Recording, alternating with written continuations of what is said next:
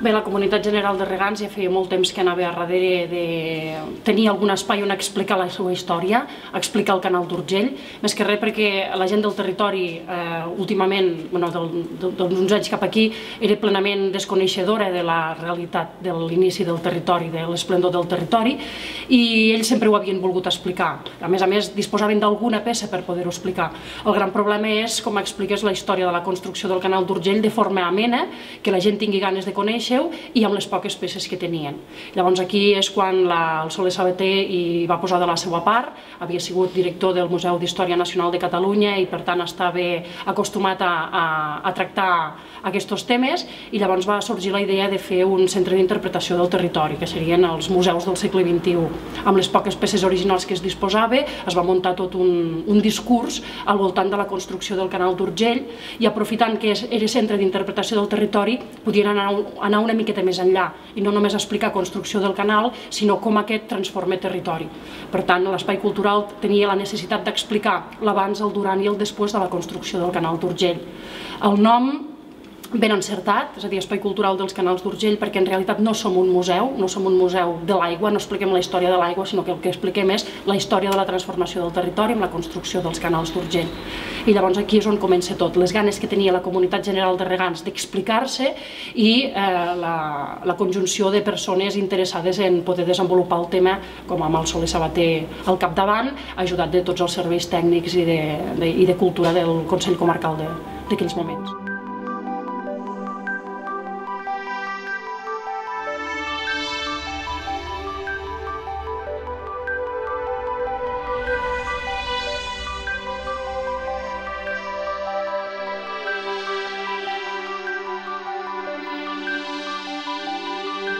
La veritat és que la manera en què es va fer és molt entenedora per tots els públics, tant pel que està interessat com pel que no està interessat, perquè també ens trobem que moltes vegades venen grups en què està interessat el que porta el grup, però la resta de persones venen per acabar de passar el dia i en surten emocionats. El discurs és molt senzill i la primera part de la visita és emocionant fins i tot, perquè es tracta de fer un viatge en el temps i es van passant per diferents sales que mostren l'evolució del territori. La primera sala, la sala del temps, la segona sala, el Clot del dimoni, la terra eixuta, on se'ns mostra, és a dir, el visitant entra tal com era l'Urgell abans de l'aigua, entenent com a Urgell les 5 comarques regades pel canal, per no allargar-nos, per dir-les totes. La segona sala és la construcció del túnel de Montclar. Realment sembla que t'endinses dins una mina i sents les explosions i sents els crits dels presoners que treballaven com a forçats. La propera sala ja és l'obra, la conclusió de la construcció del canal principal. Entres dintre d'una casella de canaler, aquí on som ara, per explicar el treball i l'esforç i el sacrifici de les primeres persones que treballaven perquè la infraestructura funcionés. Fem un salt cap al segle XX, on sobre una pel·lícula d'aigua veiem la transformació final del territori, es donen dades econòmiques, dades de població, l'augment de la demografia importantíssima que es va produir a mitjans del segle XX, i l'última sala, la terra verda, la terra aconseguida, el somni de l'aigua fet realitat al segle XXI. Realment aquesta primera part explica amb una facilitat tremenda i de manera molt amena la transformació del territori i què ha suposat el canal d'Urgell. La segona part de la visita ja es pot fer per lliure a l'actualitat, perquè l'any passat vam inaugurar l'exposició La gent del canal, que té molta fotografia, i si algú no vol que la visita sigui guiada, aquella part es pot fer per lliure i acaba de complementar el que s'explica aquí dintre. Ens vam donar compte que realment havíem tingut poc en compte un dels elements fonamentals de la transformació del territori, que és la gent que l'ha fet possible. És a dir, a nivell econòmic, qui l'ha pagat? A nivell constructiu, qui el va pensar i qui el va construir? Qui el va mantenir? És a dir, per la Comunitat General de Regants tothom recorda qui ha passat, però és que abans d'aquestos hi havia la Societat Anònima Canal d'Urgell i molta gent del territori va viure i va conviure amb aquesta societat, per tant també eren importants que sortissin. I finalment qui va rebre el canal, que va ser el que realment el va posar en funcionament i l'ha anat mantenint.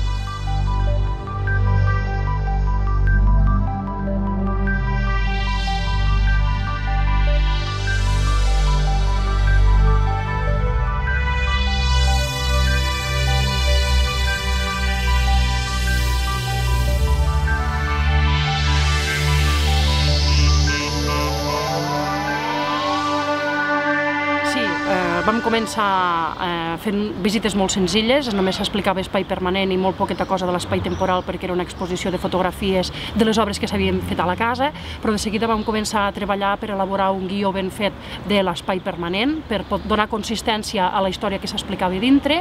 i 3 anys o 4 més tard, el primer canvi que hi va haver important va ser el canviar l'última sala de l'exposició permanent, el que en diem la sala del segle XXI. La primera sala explicava el segle XXI des d'un magatzem de pagès.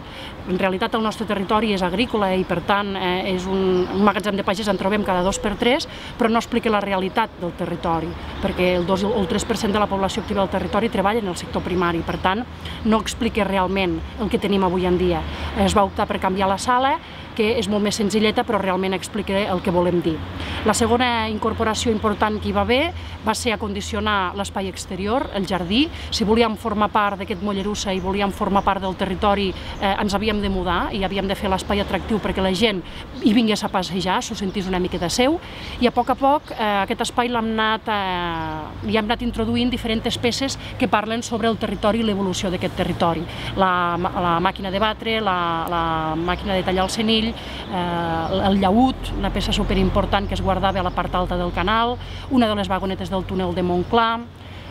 una purgadora de panís, peces que ja siguin del canal, ja siguin de particulars que han fet la donació, s'han anat acondicionant, s'han restaurat i s'han col·locat a l'espai expositiu que tenim al jardí. L'última incorporació ha sigut canviar la sala d'exposicions petita i la sala d'exposicions gran, que ha passat a ser exposició semipermanent que parla sobre el canal d'Urgell i sobre la seva gent, que és una de les parts importants de l'explicació de casa nostra.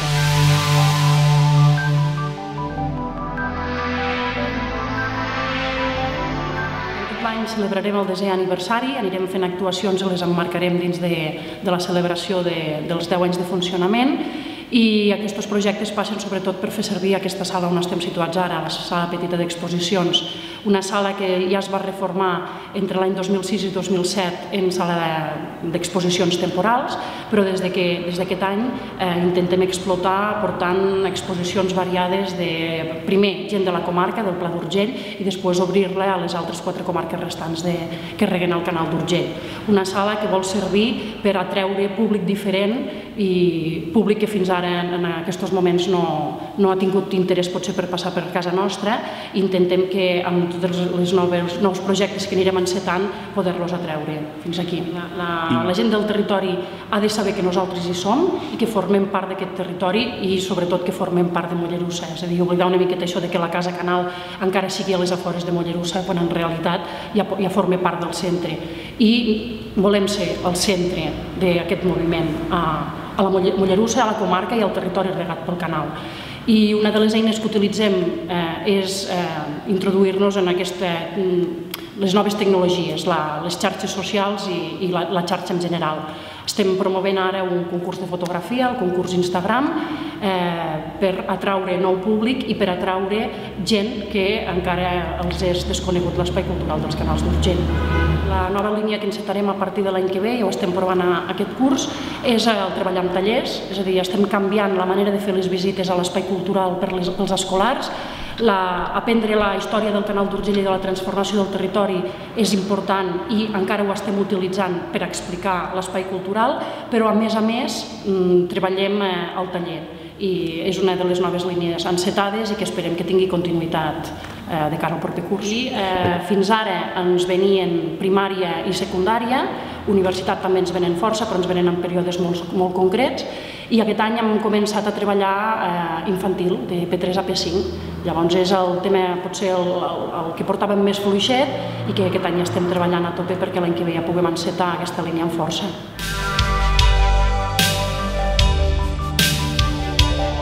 Evidentment, l'espai cultural està estretament lligat amb la comunitat general de regants, més que res perquè compartim edifici. La comunitat el va cedir per 50 anys l'any 2001 perquè l'espai pogués desenvolupar la seva activitat i és part important del consorci i el nostre president és el seu president, i tot el que estigui vinculat al canal està vinculat a l'espai cultural. Llavors, moltes de les donacions de peces que s'han fet a la comunitat general de regants, però ells les ha cedit a l'espai cultural per poder-les restaurar i poder-les col·locar en aquest espai comú que que és el jardí de la Casa Canal. Aquí al meu darrere el que podeu veure és la màquina de tallar el senill, la màquina de batre, la porgadora de grans i fins i tot l'arbre de la vida, un arbre col·locat l'any passat, el 5 de novembre de l'any 2012, per commemorar el 150è aniversari de l'arribada de l'aigua a la primera finca. El primer rec a Tarassó el 26 de març de 1862.